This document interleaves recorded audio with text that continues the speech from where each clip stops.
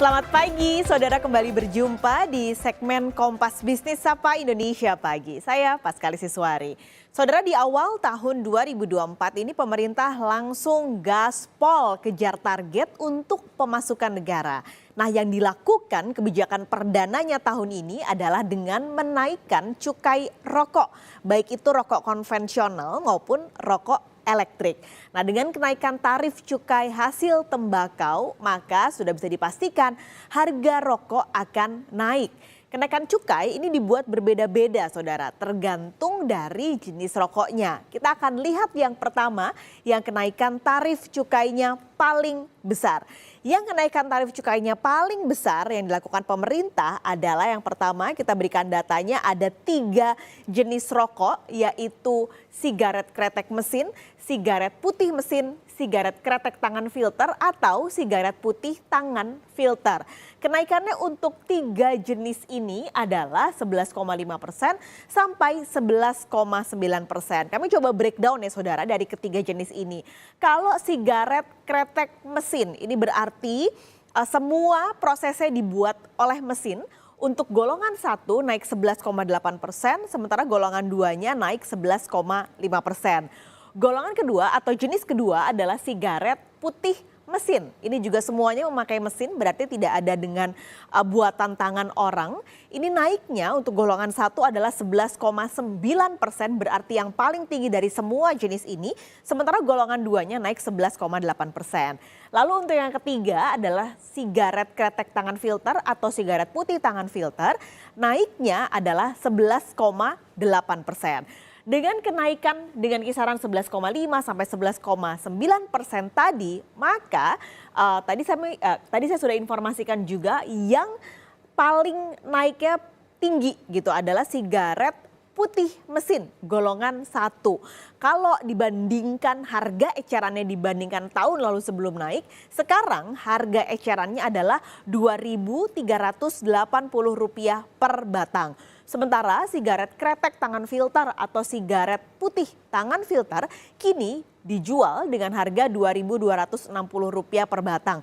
Ini adalah kenaikan kedua yang tertinggi di golongan ini. Di jenis ketiga jenis ini yang kenaikannya paling tinggi 11,5 sampai 11,9%. Pemerintah kembali menyasar rokok-rokok buatan mesin, kalau tadi kami sudah sampaikan, untuk kenaikan tarif cukai yang lebih besar dibandingkan dengan rokok yang masih dibuat manual oleh pekerja dengan tangan. Kalau Anda nonton Gadis Kretek tuh karyawan-karyawannya jengyah, nah ini kenaikan cukainya tidak setinggi dengan kenaikan yang tadi menggunakan mesin. Sigaret kretek tangan saudara, kenaikan cukainya adalah dengan kisaran 3,3% sampai 4,7%. Ini dibedakan dengan golongan-golongan masing-masing. Jadi golongan 1 naiknya 4,7%, golongan 2 naiknya 4,2%, golongan 3 naiknya 3,3%. Jadi kalau kita bandingkan harga jual ecerannya dibandingkan dengan tahun lalu sebelum cukainya naik, ini kisarannya menjadi sekitar per batangnya adalah Rp725 sampai Rp1.375 per batang. Nah, kenaikan tarif cukai ini adalah hasil dari pertimbangan Kementerian Keuangan. Jadi ada beberapa yang dilihat untuk kenaikan cukai. Seperti yang pertama adalah sebenarnya selain untuk menambah pendapatan dan penerimaan negara, pemerintah juga ingin mengendalikan konsumsi, terutama mungkin untuk menyasar konsumsi yang dipakai atau yang dikonsumsi oleh anak-anak dengan usia di bawah umur yang sebenarnya belum boleh mengonsumsi rokok. Lalu juga ada keberlangsungan industri dan yang terakhir adalah pemberantasan rokok ilegal.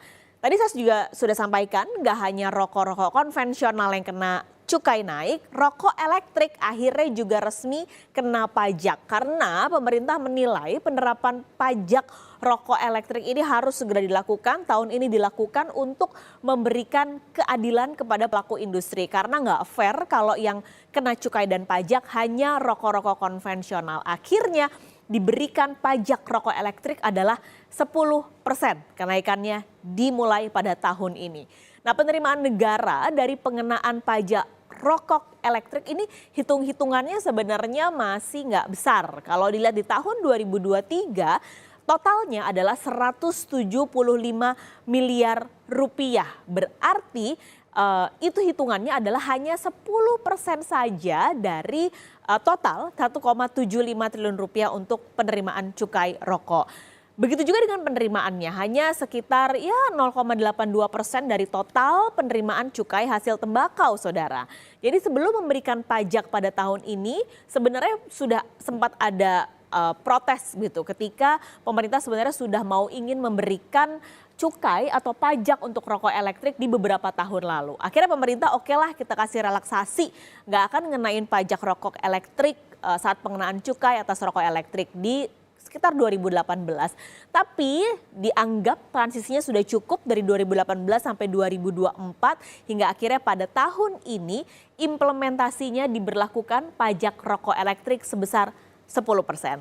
Nah, kalau melihat penerimaan bea cukai secara umum sepanjang 2023, kita hitung atau kita lihat realisasinya ini mencapai 97% dari target. Ini detailnya, saudara. Angka yang sudah diumumkan oleh Kementerian Keuangan sekitar 2 pekan lalu di APBN kita, kepabeanan dan cukai di APBN 2023. Realisasi yang terhitung per Desember adalah 286,2 triliun rupiah. Ini sama-sama tidak mencapai target ketika APBN diketuk palu, yaitu targetnya 303,2 triliun rupiah. Lalu direvisi di Perpres 75 tahun 2023 turun menjadi 300,1 triliun rupiah.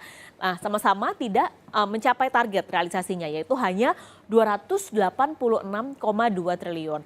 Tapi sebenarnya Kementerian Keuangan bilang kalau tidak mencapainya realisasi kepabeanan dan cukai ini salah satunya adalah karena pendapatan dari cukai rokok, saudara. Jadi tahun lalu ini sebenarnya pemerintah juga sudah naikin tarif cukai rokok dengan besaran rata-rata sekitar 10% untuk pengendalian konsumsi.